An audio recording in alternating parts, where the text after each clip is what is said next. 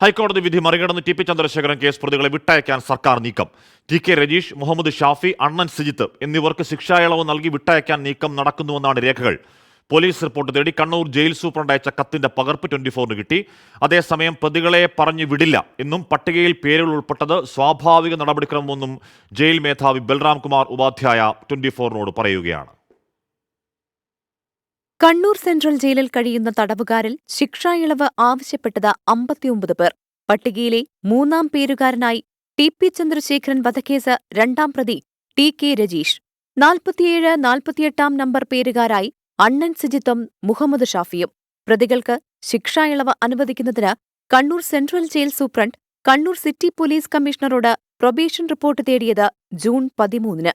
കത്തിന്റെ പകർപ്പ് 24-ന് ലഭിച്ചു. പ്രതികൾക്ക് ശിക്ഷാ ഇളവ് അനുവദിക്കുന്നതുമായി ബന്ധപ്പെട്ട് അവരുടെ ബന്ധുക്കൾ, അയൽവാസികൾ, കുറ്റകൃത്യത്തിന് ഇരയായവർ അല്ലെങ്കിൽ അവരുടെ ബന്ധുക്കൾ എന്നിവരിൽ നിന്ന് പ്രതികരണം തേടി എത്രയും വേഗം അന്വേഷണ റിപ്പോർട്ട് നൽകാനാണ് ആവശ്യപ്പെട്ടിരിക്കുന്നത്.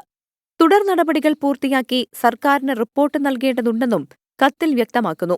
ഇക്കഴിഞ്ഞ ഫെബ്രുവരിയിൽ ടി പി കേസ് പ്രതികളുടെ ശിക്ഷ ഇരട്ട ജീവപര്യന്തമാക്കി വർദ്ധിപ്പിച്ച ഹൈക്കോടതി പ്രതികൾക്ക് യാതൊരുവിധ ഇളവുകളും നൽകരുതെന്ന് ഉത്തരവിട്ടിരുന്നു. ഹൈക്കോടതി ഉത്തരവ് പോലും കാറ്റിൽ പറത്തിയാണ് ടി പി കേസ് പ്രതികൾക്ക് ഇളവ് നൽകാനുള്ള സർക്കാർ തീരുമാനം. എന്നാൽ ടി പി കേസ് പ്രതികൾക്ക് വഴിവിട്ടൊരു സഹായവും ചെയ്യില്ലെന്നും ചെയ്തിട്ടില്ലെന്നും ജയിൽ DGP ബൽറാം കുമാർ ഉപാധ്യായ 24-നോട് പറഞ്ഞു. അവർക്ക് ഒരു മിനിമം ഒരു ക്വാളിഫിക്കേഷൻ ഉണ്ട്. അതുവേണ്ടി 10 വർഷം പൂർത്തിയായി ആൾക്കാരുടെ പേര് കാണുമ്പോൾ ഇവർക്ക് പേരുണ്ടാവും. പക്ഷേ നമുക്ക് കോടതി വിധി നോക്കുമ്പോൾ, ഇവർക്ക് ക്രൈം നോക്കുമ്പോൾ, ഇവർക്ക് വേറെ കേസ് നോക്കുമ്പോൾ നമുക്ക് ഇവർക്ക് ഫൈനൽ ലിസ്റ്റിൽ ഇവർക്ക് പേര് വരത്തില്ല. സർക്കാർ നീക്കം പുറത്തായതോടെ പുതിയ രാഷ്ട്രീയ വിവാദത്തിനും സംഭവം തിരിതെളിച്ചു. 24 തിരുവനന്തപുരം.